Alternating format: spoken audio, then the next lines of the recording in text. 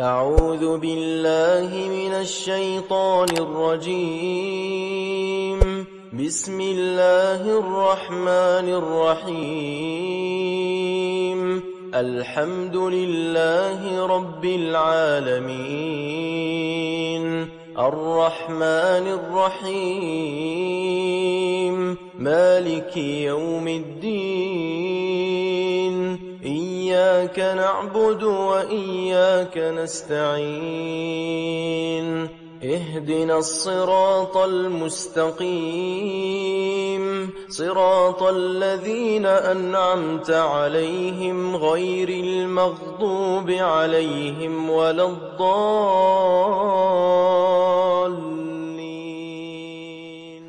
السلام عليكم ورحمة الله وبركاته. Alhamdulillahi Rabbil Alamin. Wabihi nasta'inu ala umuri dunya waddin. Wassalatu wassalamu ala asrafil anbiya'i wal mursalin Sayyidina Muhammadin wa ala alihi wa sahbihi ajma'in. Qala Allah ta'ala fil Qur'anil Karim wa huwa asdaqul qailin. A'udzu billahi minasy syaithanir rajim. Bismillahirrahmanirrahim. Inna a'tainakal kautsar fasholli lirabbika wanhar. Inna syani'aka huwal abtar. Wa qala an-nabiyyu sallallahu alaihi wasallam, man kana lahu sa'atun wa lam yudhi fala yaqrabanna musallana. Amma ba'du, puji dan syukur seraya kita panjatkan kehadirat Allah Subhanahu wa taala. Salawat dan salam semoga tercurah limpahkan kepada junjungan kita Nabi besar Muhammad sallallahu alaihi wasallam. Tak lupa kepada keluarganya, sahabatnya, para tabi'in, atba tabi'in, mudah-mudahan sampai kepada kita sebagai umatnya. Amin ya Allah ya Rabbal Alamin. Hari ini kita akan bahas berkaitan dengan fikih kurban atau yang disebut dengan udhiyah. Sebagaimana yang di mind map disebutkan, yang pertama adalah definisi. Karena orang tidak akan mengenal apabila kita tidak tahu siapa orang itu. Begitupun hukum itu bisa kita mengatakan hukum ini A, B, C, D kalau sudah tahu apa definisinya. Maka definisinya itu kurban atau udhiyah, menurut bahasa kurban itu dari kata qoriba yaqrobu, kurban wa kurbanan wa kirbanan, yang artinya itu adalah dekat. Maka ada istilah, ayo kita bertakorub kepada Allah. Artinya, ayo kita dekat dengan Allah.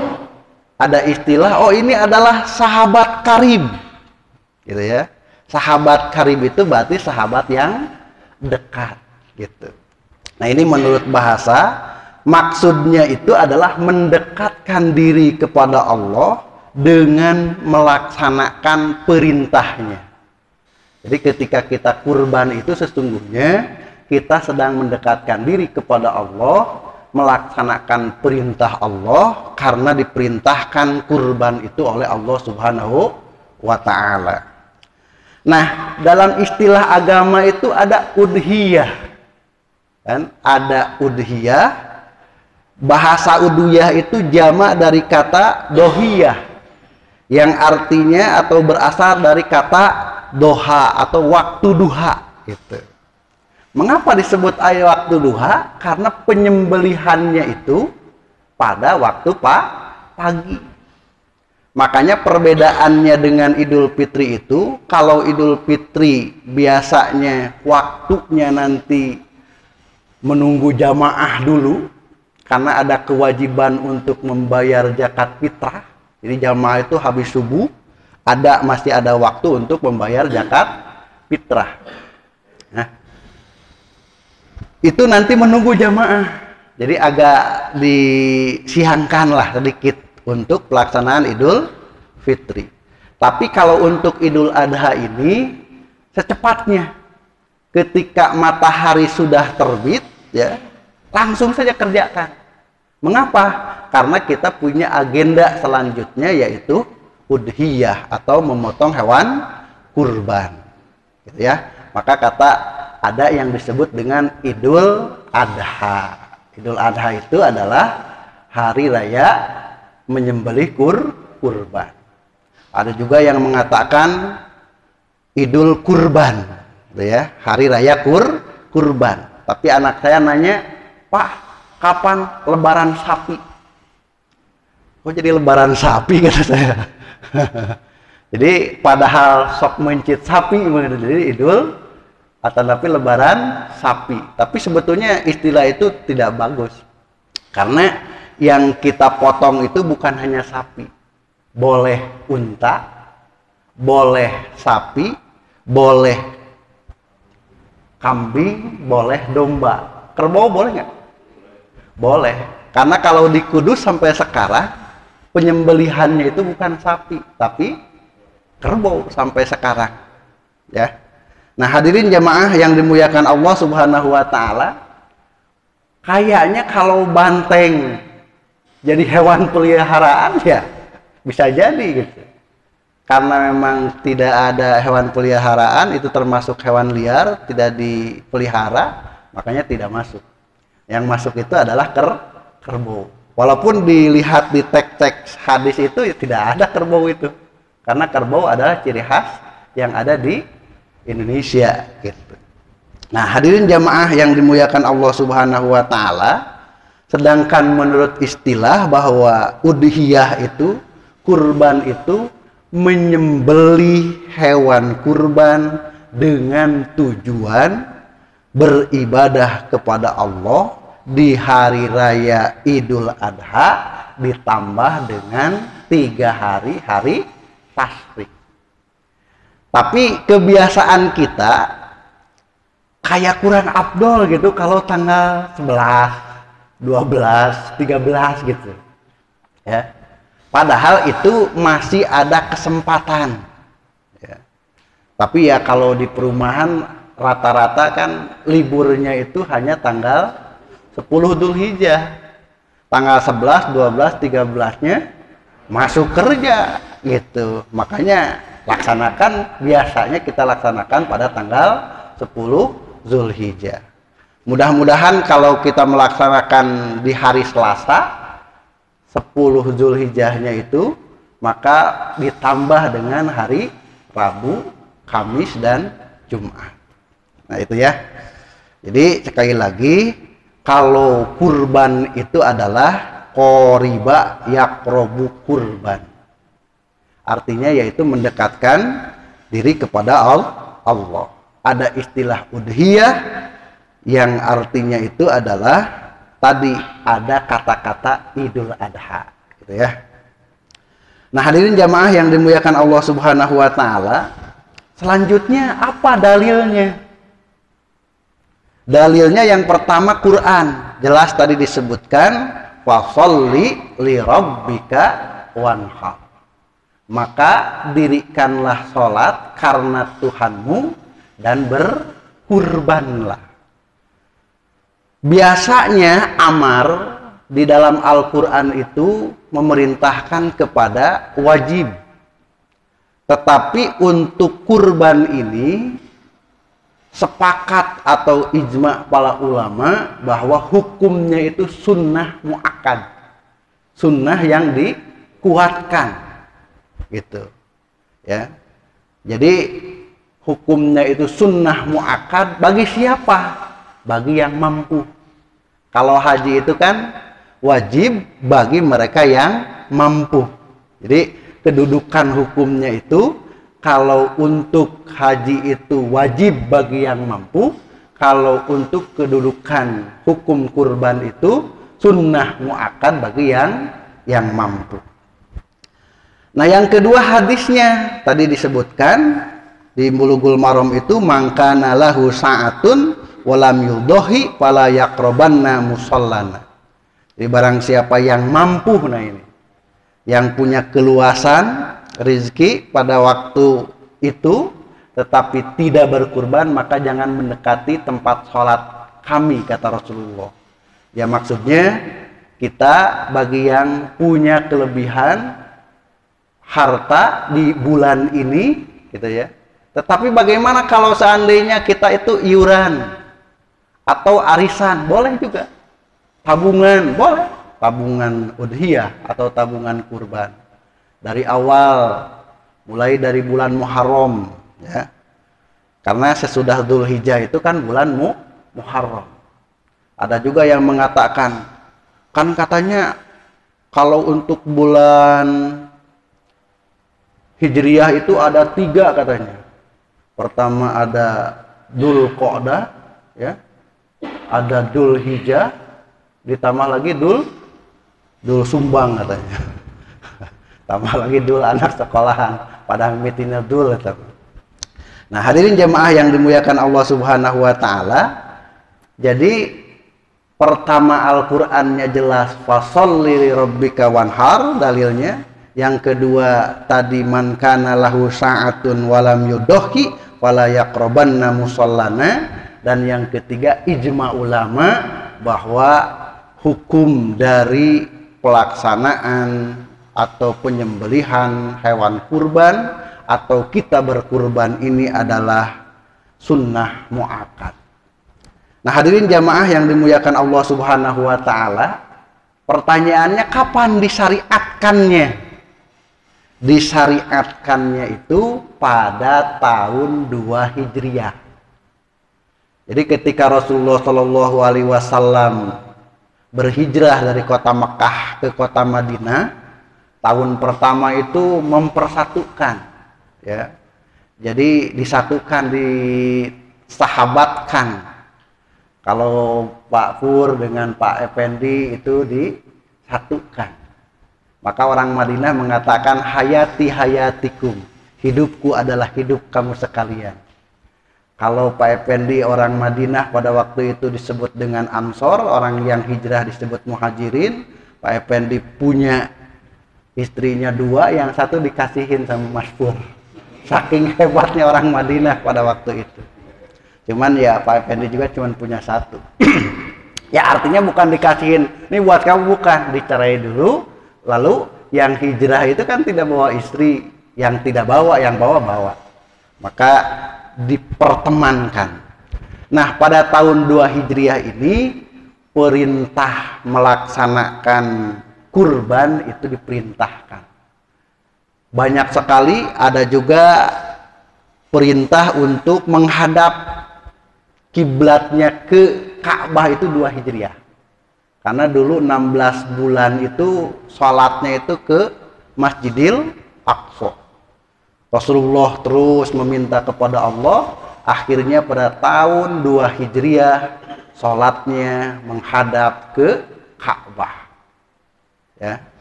Nah, hadirin jamaah yang dimuliakan Allah Subhanahu wa taala, ada juga pada tahun itu Rasulullah menikah dengan Siti Aisyah. Terus Sayyidina Ali menikah dengan Siti Fatimah. Ya. Itu terjadi pada tahun 2 Hijriah. Juga diperintahkan untuk puasa. Diperintahkan juga untuk mengeluarkan zakat. Itu pada tahun 2 Hijriah. Di mana diperintahkannya? Kalau tahun 2 Hijriah pasti di Madinah. Karena sudah hijrah dari kota Mekah ke kota Madinah. Nah, hadirin jamaah yang dimuliakan Allah Subhanahu wa taala, hukumnya kalau hukum kurban sunnah atau wajib? Sunnah atau wajib? Hukum pokok sunnah, tapi bisa wajib. Sunnah itu disebut dengan sunnah muakkad atau sunnah yang dikuatkan, tapi bisa wajib kalau ada nadar. Ya, contoh nih, kalau saya bisa atau lunas rumah, saya akan kurban. Nah, ketika nadar seperti itu, maka kurbannya sunnah atau wajib? Wajib. Ya. Jadi hukumnya itu sunnah muakkadah, tapi bisa wajib jika ada nazar dari kita. Nah, bagaimana? Ada pertanyaan, betulkah kalau kita mau kurban itu tidak boleh potong kuku, tidak boleh potong rambut begitu? Nah, memang sunnahnya ketika kita mau melaksanakan kurban itu, maka disunnahkan tidak memotong rambut dan kuku. Sebagaimana hadis riwayat Muslim, "Idza ra'aitum hilala dzulhijjah," jika kalian telah menyaksikan hilal di bulan Dzulhijjah, berarti ini tanggal 1 Dzulhijjah. Berarti lamun ayeuna kita mau kurban tanggal 10, mulai dari tanggal 1. Berarti 10 hari kan? Wa aroda ahadukum ayyudohi, dan kita ini ada keinginan atau hendak berkurban, fal yumsik an sa'rihi wa adfarihi, maka biarkanlah atau tidak memotong an sa'rihi dari rambutnya, wa adfarihi dan juga dari kukunya. Itu sunnahnya. Pak, gimana? Saya ini mau berkurban, tetapi memotong rambut karena sudah terlalu panjang.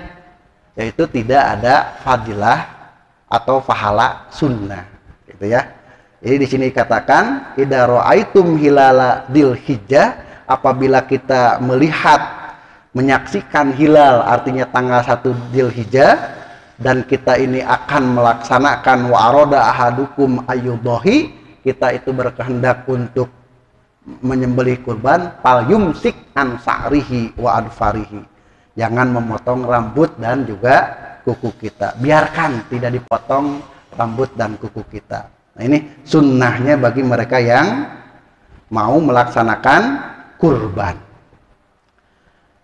Yang selanjutnya, bagi yang akan berkurban itu bagaimana menyembelihnya. Nah, Pak Reki, menyembelihnya itu kalau mau kurban, bagi laki-laki sembelih sendiri gitu. Itu kudu ku Pak Reki semua. Kalau Pak Pur atau Pak Pendi ini mau kurban, ya dipotong oleh Pak Pendi, gitu ya, dipotong oleh Mas Pur begitu. Tapi bagaimana? Karena tidak semuanya bisa. Bisa sih bisa. Cuman ketika lihat darah ngegelepek gitu kan. Terkadang ada yang seperti itu ya. Melihat darah itu langsung gila dan lain sebagainya. Nah, maka di sini diperbolehkan. Nah, bagaimana kalau yang kurbannya itu perempuan? Kalau yang perempuan ya mewakilkan. Jadi ini kalau yang laki-laki bagusnya sendiri gitu. Karena Rasulullah Shallallahu alaihi wasallam di Bulughul Maram ini, di Babul Adhahi, bab tentang hal kurban ini, wa an Anas bin Malik radhiyallahu an anna Nabiy sallallahu alaihi wasallam kana yudohi gitu. Bahwasannya Rasulullah Shallallahu alaihi wasallam ini melakukan kurban bi kabsaini, dengan 2 kibas atau 2 kambing, amlahaini akronaini, yang keduanya putih dan bertanduk gitu. Wa yusammi wa yukabbiru wa yudha'u rijlahu ala sifahima, dan beliau membaca basmalah dan takbir, kemudian beliau meletakkan kakinya di atas samping kambing itu gitu. Nah, ini adalah cara penyembelihan atau kaifiat kurban. Jadi langsung Rasulullah juga sendiri gitu maksudnya. Nah, maka di sini untuk laki-laki itu dilakukan pemotongannya itu oleh sendiri. Kalau untuk perempuan mewakilkan.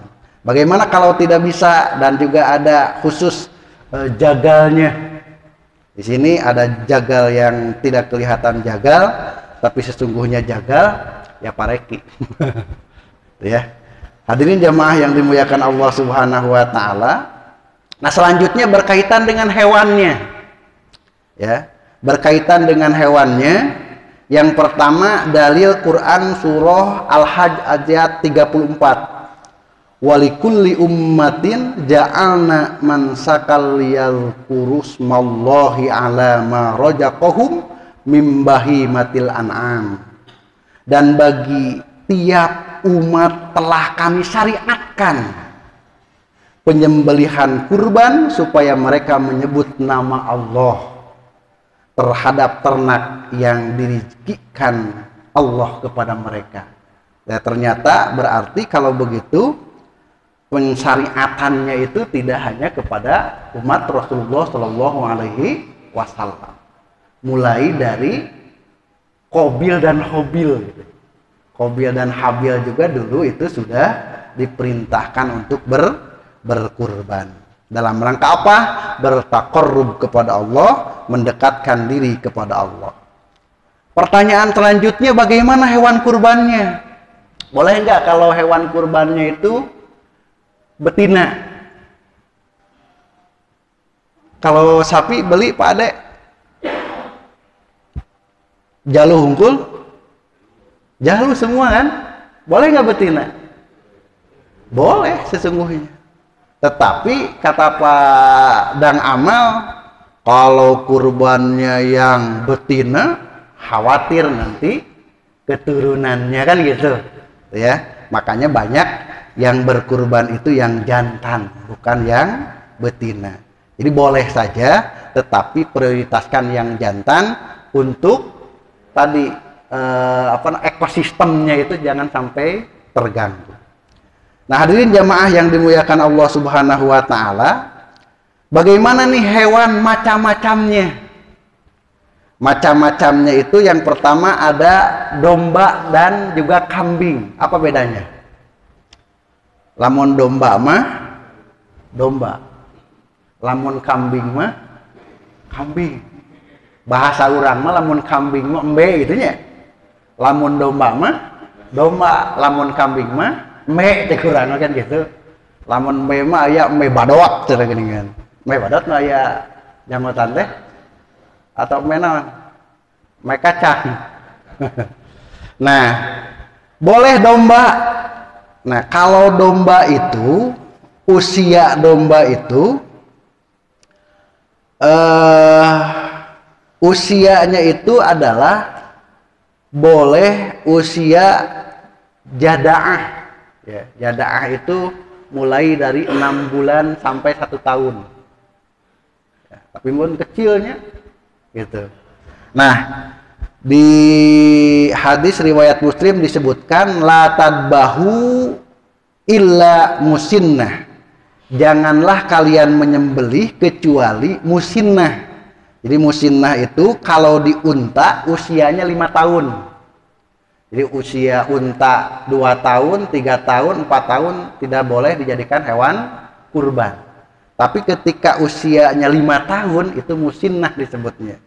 Jadi la tadbahu illa musinnah, janganlah kalian menyembelih kecuali musinnah, yaitu unta yang sudah 5 tahun. Bagaimana kalau sapi? Yang musinnah itu sapi yang sudah 2 tahun nincak ka 3 tahun. Boleh kalau sapi. Bedanya unta sama 5 tahun, kalau sapi mah 2 tahun sampai 3 tahun, gitu ya. Nah, tapi bagaimana illa ayya surah alaikum. Tapi kalau kita sulit nih, apalagi di bulan haji ini banyak yang kurban, susah nyarinya. Gitu. Kecuali kita susah mencarinya, fatadbahu jadaah minad dhani. Maka bolehlah sembelih jadaah dari domba. Jadi domba anu karek 6 sampai 1 tahun begitu, jadaah ya. Atau 1 tahun lah, itu boleh. Tapi itu juga kalau kita mencari musinnah tidak ada. Jadi simpulnya untuk usia hewan kurban itu, kalau domba bisa yang 1 tahun yang disebut dengan jadaah, apabila itu juga kepepet gitu. Tapi yang bagus itu ya yang besar, karena yang disembelih oleh Rasulullah Shallallahu Alaihi Wasallam itu bertanduk, badannya besar gitu. Yang kedua, kalau di unta itu harus musinah, artinya udah 5 tahun. Kalau sapi itu sudah 2 tahun, ya, tahun ketiga. Dan kalau kambing itu adalah 1 sampai 2 tahun, ya. 1 tahun nincak kak 2 tahun kalau itu kambing. Nah hadirin jamaah yang dimuliakan Allah Subhanahu Wa Taala, itu kaitan dengan hewan. Nah kaitan dengan afdolnya. Kalau tadi kan kriteria minimal, ya, kriteria minimal usia. Afdolnya yang pertama, hewannya itu ya berwarna putih, ya. Kalau untuk domba, di sini disebutkan bahwa Rasulullah Shallallahu Alaihi Wasallam itu menyembelih hewannya itu berwarna putih. Dan juga ada di sini disebutkan juga bahwa Rasulullah Shallallahu Alaihi Wasallam menyuruh mengambil kambing bertanduk, hitam perutnya dan kakinya juga warna hitam, serta hitam di sekeliling bola matanya, gitu ya. Lalu beliau memerintahkan kepada Siti Aisyah, bawa pisau ke sini, gitu. Bawa pisau ke sini dan asah pisau itu. Jadi memang pisaunya itu harus betul-betul tajam begitu. Ya ulah di terus gerasa gitu. Bisa mah 1 kali set gitu. Adalah alatnya di Pareki. Kalau mau nyoba boleh. Saya udah nyoba kambing, ya memang ketika Parekinya tidak ada, saya pinjam alat goloknya. Ya alhamdulillah. Karek kieu seret, bener Pareki luar biasa. Goloknya maksudnya. Nah hadirin jamaah yang dimuliakan Allah Subhanahu Wa Taala, nah ini adalah afdolnya, ya. Dagingnya ya yang banyak, begitu, yang besar. Karena kita mau berkurban untuk Allah Subhanahu Wa Taala. Nah hadirin jamaah yang dimuliakan Allah Subhanahu Wa Taala, selanjutnya kriteria cukup tidak cukup. Bagaimana kalau hewan kurbannya itu dikebiri? Ya, kalau untuk tujuan dikebirinya itu lebih tahu Pak dan Amal. Ya. Itu biasanya agar badannya lebih gede ya kalau dikebiri itu. Nah, bagaimana cara mengkebiri? Nanti tanyain ke Pak dan Amal. Kalau bapak-bapak mau badannya besar, silahkan di vasektomi ya. Kalau orang mau vasektomi atau tubektomi itu? Vasektomi ya, kalau laki-laki gitu ya. Nah, kalau untuk hewan dikebiri ya, di vasektomi begitu.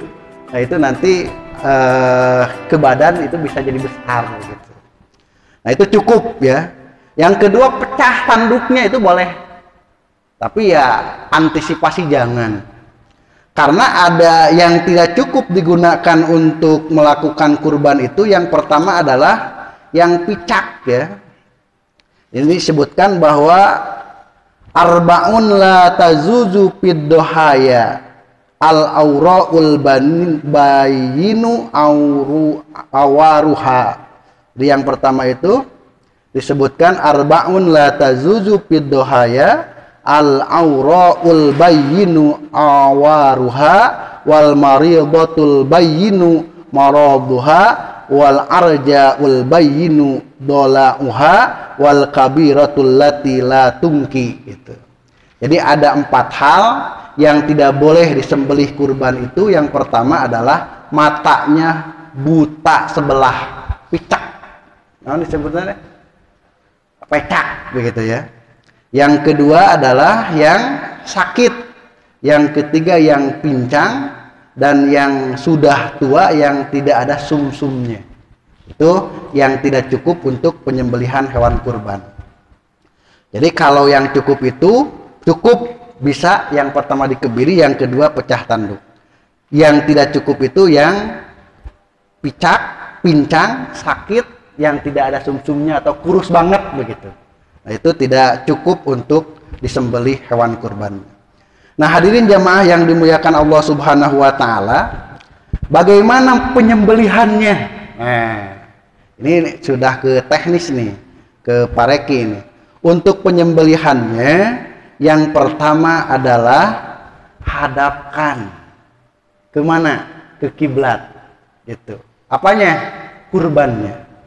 Yang kedua, baca basmalah. Di sini disebutkan bahwa summa ahodaha wa ahodahu fa'adja'ahu summa dabbaha summa qala bismillah Allahumma taqabbal min Muhammadin wa ali Muhammadin wa min ummati Muhammadin.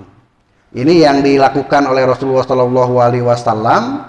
Pertama beliau membaca basmalah, yang kedua berdoa Allahumma taqabbal min Muhammadin. Ya Allah, terima kurban ini dari Muhammad. Yang kedua wa ali Muhammad, dan keluarga Muhammad. Makanya ada pendapat bahwa ketika kita kurban itu tidak usah per orang katanya. Ketika Pak Pendi ada istrinya, ada anaknya 2, 3 gitu. Nah ini wa ali Muhammadin itu keluarga Muhammad cukup gitu. 1 tahun 1 domba. Tidak usah ini sekarang kakak ya gitu. Jangan, sekarang mah adik saja. Kakak, adik gitu. Ya udahlah, kita kocok begitu. Ketika dikeluar bukan kakak, bukan adik. Yang ada adalah bapaknya kan gitu. Nah, jadi kata sebagian ulama bahwa wa ali Muhammadin itu dalam satu keluarga tidak usah per orang, saya cukup itu mewakili. Jadi satu keluarga cukup 1 katanya. Dan juga wa mim ummatin Muhammadin, dan dari umat Nabi Muhammad. Kalau umat Nabi Muhammad, kita umatnya bukan. Umatnya. Dulu ketika Rasulullah Shallallahu Alaihi Wasallam menyembelih kurban, beliau berdoa, ya Allah terima dari umat Nabi Muhammad. Nah makanya di sini para ulama mengatakan boleh berkurban bagi mereka yang sudah meninggal. Gitu ya. Jadi wa ali Muhammadin wa min ummati Muhammadin. Nah, hadirin jamaah yang dimuliakan Allah Subhanahu wa taala, sunnahnya juga setelah bas takbir bagusnya 3 kali gitu ya. Jadi bismillahirrahmanirrahim atau bismillahi Allahu akbar bisa gitu. Ya. Atau takbirnya Allahu akbar Allahu akbar Allahu akbar. La ilaha boleh gitu ya. Terus baca shalawat, terus menghadapkan ke kiblat, lalu kita berdoa kepada Allah. Tadi bisa dengan doa ini, Allahumma taqabbal min siapa gitu, min masfur gitu, wa ali masfur gitu, wa ummati masfur, punya umat ya, kalau tidak punya umat jangan disebutkan. Nah hadirin jamaah yang dimuliakan Allah Subhanahu wa taala, kita berdoa. Dan yang terakhir kaitan dengan fikih udhiyah ini, bagaimana dagingnya? Ya, dagingnya kalau kurban sunnah, maka yang kurban boleh makan. Makanya panitia juga sudah paham kalau kurbannya itu adalah kurban sunnah, suka dikasih ya 1/3, karena memang ada haknya untuk yang kurban itu 1/3. Tapi biasanya disepakati, udahlah yang kurban 3 kilo, yang masyarakat pembagian setengah kilo atau 1 kilo kan gitu. Cuma disepakati di panitia. Nah bagaimana kalau kurbannya itu kurban yang wajib, tadi ada nadar, maka haram dimakan. Jadi kalau yang kurbannya itu wajib nggak boleh ya, semuanya harus diserahkan, harus disedekahkan ke umat muslim untuk dibagikan. Nah hadirin jamaah yang dimuliakan Allah Subhanahu wa taala, selanjutnya yang selalu jadi permasalahan itu adalah menjual kulit. Nah, itu kan? Dalam hadis dikatakan man ba'a jilda udhiyatihi fala udhiyatalah. Barang siapa yang menjual kulit hasil sembelihan kurban, maka tidak ada kurban baginya. Artinya ibadah kurbannya tidak ada nilainya. Nah, bagaimana untuk kulit ini? Untuk kulit memang tidak boleh dijual. Sekali lagi, untuk kulit tidak boleh dijual. Nah, bagaimana kalau dihadiahkan, kalau disedekahkan, itu boleh. Panitia ini Pak Ade, gitu ya. Nah, panitianya Pak Ade. Pak Ade kulitnya itu mau dihadiahkan ke ketua DKM, ke Pak Pendi. Pak DKM, saya menghadiahkan atau saya mensedekahkan kulit ini ke Bapak sebagai ketua DKM. Oh, saya terima, berarti dikobat, diterima. Kalau sudah diterima, kumaha Pak Pendi we, gitu. Ku Pak Pendi erek digiun kurupuk juga, kurupuk kulit. Wah, tiap hari Minggu udah harna kurupuk we jamaah teh. Da ayeuna sapina 5 dibikin. Itu kurupuk ya. Itu silahkan. Aduh, kata Pak Pendi teh, saya mah nggak bisa bikin kerupuk mah. Tapi nanti mau ada pesta bedug nih. Nah, mau dibikin bedug, silakan karena itu sudah milik dari Pak Pendi begitu. Ah, saya mau menjualnya cek Pak Pendi. Nah, memang milik Pak Pendi itu mah gitu. Karena sudah dikobat. Memang dalam pandangan mazhab itu sesuai dengan hadis ini menurut Imam Syafi'i pokoknya temenan dijual. Itu. Tapi menurut Abu Hanifah bahwa berdasarkan dengan saat ini keadaan ini tidak banyak orang yang bisa mengolah kulit kan gitu. Kecuali di Garut meren, di Sukaregang. Yang kemarin katanya sekarang mah sepi waktu PPKM seperti ini. Ya, banyak pegawainya yang tidak bekerja gitu. Tapi jigana setelah Idul Adha mah rame deui, sabab loba nu ngirim kulit. Dikerja deh. Nah, hadirin jamaah yang dimuliakan Allah Subhanahu wa taala, jadi apalagi sekarang kan sudah ada pernyataan yang ditandatangan oleh para yang kurban itu. Maka kumaha panitia we eta mah sudah diserahkan gitu kan. Sudah diserahkan. Nah, hadirin jamaah yang dimuliakan Allah Subhanahu wa taala, jadi intinya memang kalau berdasarkan hadis ini ya tidak dijual.